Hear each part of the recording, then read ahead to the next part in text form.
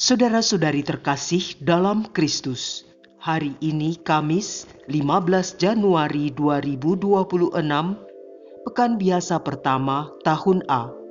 Bacaan dibawakan oleh Antonia Jovita Ari, Mazmur dilantunkan oleh Agustinus Ronald, dan renungan ditulis oleh Robertus Suparjo. Selamat menekuni Sabda Allah. Mari menjaga kelestarian lingkungan dengan peduli pada keutuhan alam ciptaan.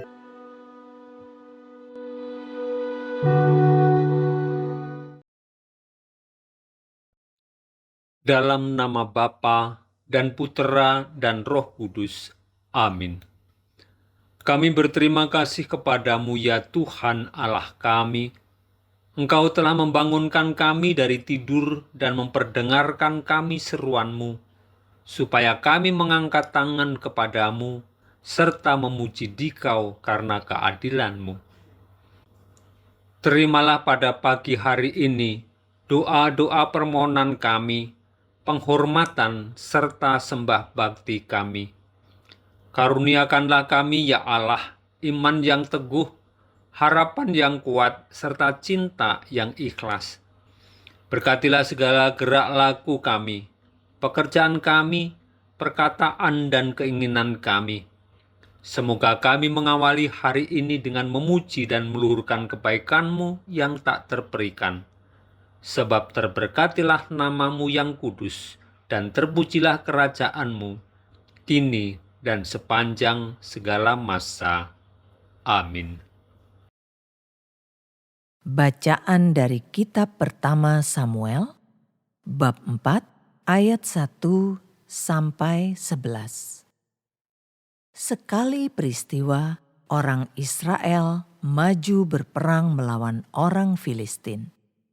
Orang Israel berkemah dekat Ebenezer, sedang orang Filistin berkemah di Afek. Orang Filistin mengatur barisannya berhadapan dengan orang Israel. Ketika pertempuran menghebat, terpukullah kalah orang Israel oleh orang Filistin yang menewaskan kira-kira 4.000 orang di medan pertempuran itu. Ketika tentara itu kembali ke perkemahan, berkatalah para tua-tua Israel, "Mengapa Tuhan membuat kita terpukul kalah oleh orang Filistin pada hari ini? Marilah kita mengambil tabut perjanjian Tuhan dari Silo, supaya ia datang ke tengah-tengah kita dan melepaskan kita dari tangan musuh kita." Kemudian bangsa itu menyuruh orang ke Silo. Mereka mengangkat dari sana tabut perjanjian Tuhan semesta alam yang bersemayam di atas para kerub. Kedua anak Eli, Hofni dan Pinehas, ada di sana dekat tabut perjanjian Allah itu. Segera sesudah tabut perjanjian Tuhan sampai ke perkemahan, bersoraklah seluruh orang Israel dengan nyaring, sehingga bumi bergetar. Mendengar bunyi sorak itu, orang Filistin berkata, "Apakah arti sorak yang nyaring di perkemahan orang Ibrani itu?" Ketika mereka tahu bahwa tabut Tuhan telah sampai ke perkemahan itu, ketakutanlah orang Filistin. Kata mereka, "Allah mereka telah datang ke perkemahan itu. Celakalah kita, sebab hal seperti itu belum pernah terjadi. Celakalah kita. Siapa yang menolong kita dari tangan Allah yang maha dahsyat ini? Allah ini jugalah yang telah menghajar orang Mesir dengan berbagai tulah di padang gurun. Akan tetapi, hai orang Filistin, kuatkanlah hatimu dan berlakulah seperti laki-laki, supaya kamu jangan menjadi budak orang Ibrani itu seperti mereka dahulu menjadi budakmu. Berlakulah seperti laki-laki dan berperanglah." Lalu berperanglah orang Filistin sehingga orang Israel terpukul kalah. Mereka melarikan diri masing-masing ke kemahnya. Amatlah besar kekalahan itu. Dari pihak Israel gugur 30.000 orang pasukan infanteri. Lagi pula tabut Allah dirampas dan kedua anak Eli, Hofni dan Pinehas tewas. Demikianlah sabda Tuhan.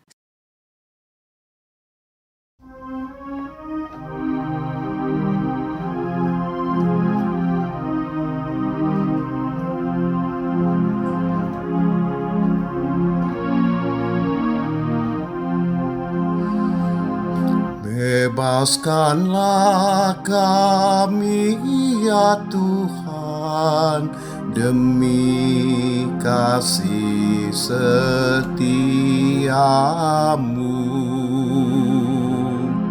Ya Allah, Engkau kini membuang kami dan membiarkan kami kena umpat. Engkau tidak lagi maju bersama dengan bala tentara kami. Engkau membuat kami mundur dipukul lawan dan dirampok oleh orang-orang yang membenci kami. Bebaskanlah kami ya Tuhan, demi kasih setiamu. Engkau membuat kami menjadi celaan tetangga, menjadi olok-olok dan cemoohan bagi orang-orang sekitar. Engkau membuat kami menjadi sindiran di antara bangsa-bangsa. Suku-suku bangsa merasa geli melihat kami. Bebaskanlah kami ya Tuhan, demi kasih setiamu. Bangunlah, mengapa Engkau tidur ya Tuhan? Bangkitlah, janganlah membuang kami terus-menerus. Mengapa Engkau menyembunyikan wajah-Mu? Mengapa tak Kau hiraukan penindasan dan himpitan yang menimpa kami? Bebaskanlah kami ya Tuhan, demi kasih setiamu.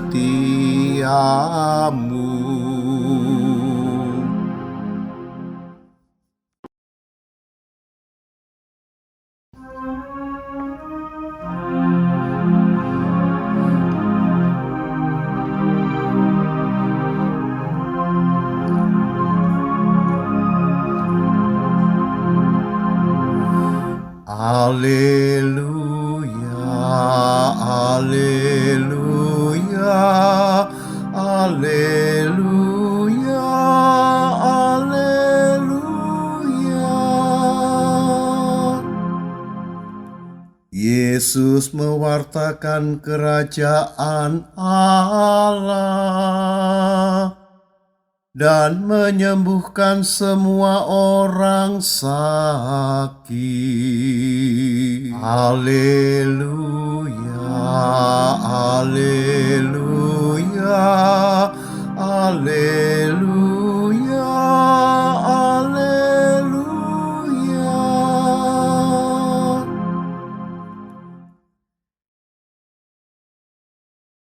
Inilah Injil suci menurut Markus bab 1 ayat 40 sampai 45.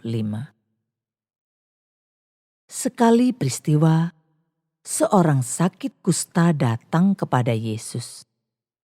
Sambil berlutut di hadapan Yesus, ia memohon bantuannya, katanya, "Kalau engkau mau, engkau dapat mentahirkan aku." Maka tergeraklah hati Yesus oleh belas kasihan. Lalu mengulurkan tangannya, menjamah orang itu dan berkata kepadanya, "Aku mau, jadilah engkau tahir." Seketika itu juga lenyaplah penyakit kusta orang itu dan ia menjadi tahir.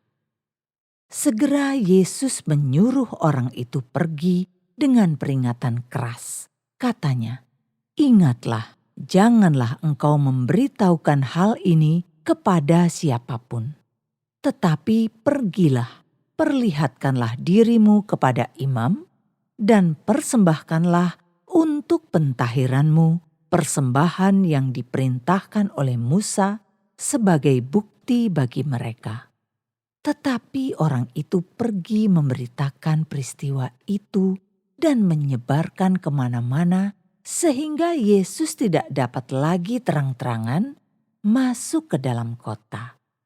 Yesus tinggal di luar kota di tempat-tempat yang sepi, namun orang terus juga datang kepadanya dari segala penjuru. Demikianlah sabda Tuhan.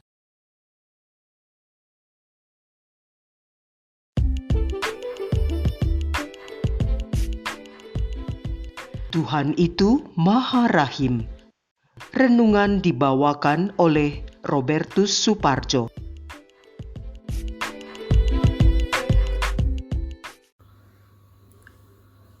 Bapak, Ibu, kaum muda, remaja, dan anak-anak yang terkasih dalam Kristus, rekan seperjalanan dalam iman. Minggu lalu kita diajak merenungkan kisah Yesus menyembuhkan orang sakit kusta bersumber dari Injil Lukas. Hari ini, ketika kita merayakan peringatan Santo Franciscus Fernandez de Capilas, kita diajak merenungkan tema yang sama yang bersumber dari Injil Markus. Kepada kita disajikan ada seorang yang sakit kusta datang kepada Yesus. Kita tahu, pada masa itu, orang sakit kusta adalah orang yang dianggap najis, terkutuk oleh Tuhan karena dianggap berdosa berat dan pantas diasingkan dari masyarakat. Akibatnya, orang yang sakit kusta bukan hanya mengalami sakit fisik, tetapi juga sakit sosial dan psikis.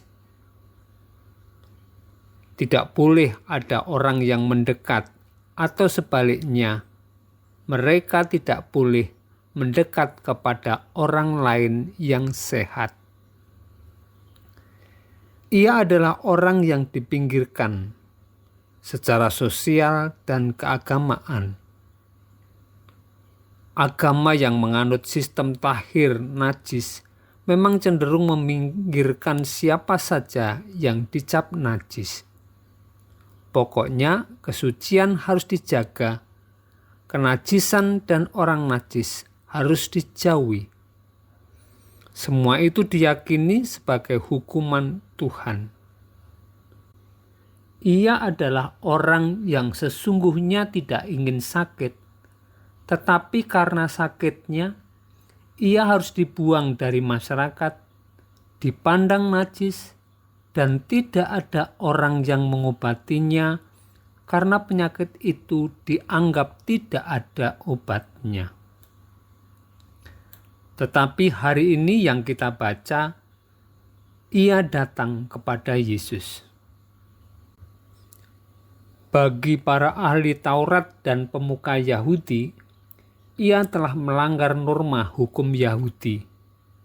Karena menurut hukum, orang yang sakit kusta tidak boleh didekati oleh orang yang sehat atau mendekati orang yang sehat. Ia juga bersalah karena berteriak menyapa Yesus dengan mengatakan, "Kalau engkau mau, engkau dapat mentahirkan aku." Orang yang sakit kusta hanya boleh berteriak untuk mengingatkan kepada masyarakat tentang sakitnya.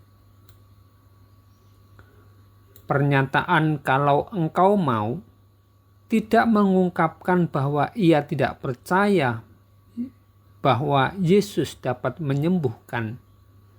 Ia sungguh percaya Yesus dapat membuatnya tahir, tetapi ia ragu apakah Yesus mau mentahirkan dia.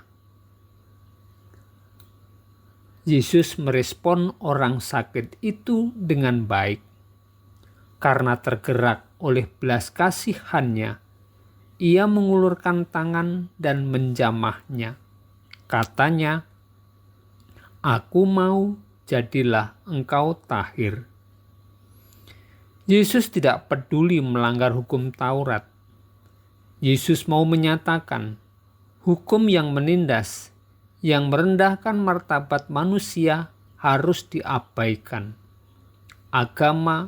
Hukum agama harus semakin memanusiakan manusia dan menjadi sarana kemuliaan Allah, bukan sebaliknya.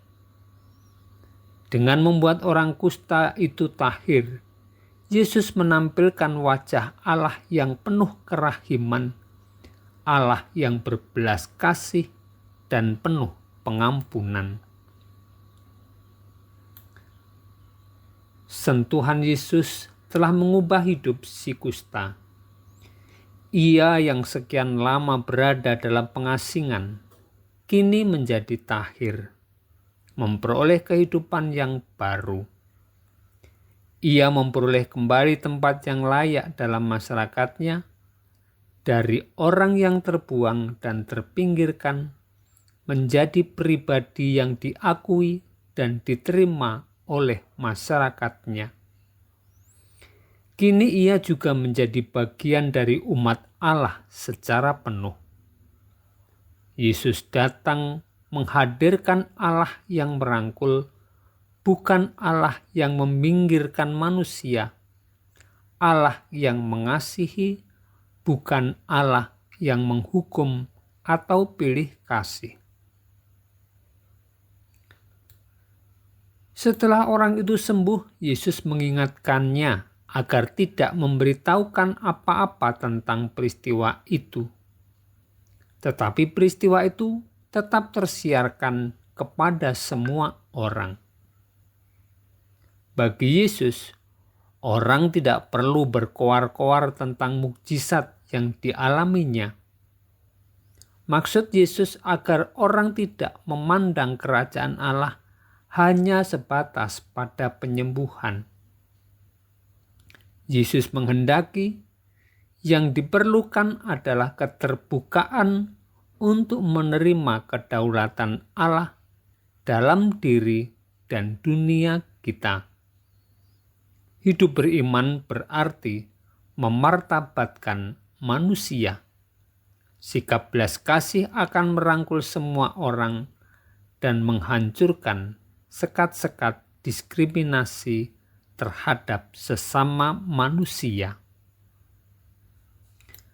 Dari kisah ini kita diajak untuk belajar pada Yesus, terus mengasah kepekaan hati dalam mengasihi sesama. Kita juga belajar pada orang yang sakit kusta untuk memiliki kerendahan hati, datang kepada Yesus dan memohon agar kita pun dijamah olehnya, disembuhkan dan diselamatkan. Yesus telah membersihkan kita dari segala kelemahan dan dosa. Ia juga memberikan kesembuhan dan kesehatan jiwa dan raga kepada kita. maka kita harus terus mengarahkan hidup kita kepadanya. Kita terus dekat dengannya, menjadikannya sebagai arah dan tujuan hidup. Selanjutnya, dengan sukacita, kita pun mewartakan pengalaman iman kita kepada sesama kita, sebab dalam Dia ada hidup, dan hidup dalam segala kelimpahannya. Semoga Tuhan memberkati kita semua. Marilah berdoa. Tuhan Yesus Kristus, kasih-Mu begitu besar kepada kami. Ketika kami mengalami kesulitan sebesar apapun, asal kami mau datang kepadamu, Engkau akan membantunya. Ketika si kusta datang kepadamu, Engkau mendekatinya, mengulurkan tanganmu, dan membuatnya menjadi tahir. Ajarilah kami untuk memiliki keberanian datang kepadamu dikala kami sedang mengalami sakit atau berbeban berat. Dan bimbinglah kami agar kami memiliki kepekaan hati, kepedulian, dan belas kasih kepada yang sedang sakit dan semua orang yang membutuhkan uluran tangan. Terpujilah Engkau, kini dan sepanjang segala masa. Amin. Dalam nama Bapa dan Putera dan Roh Kudus. Amin.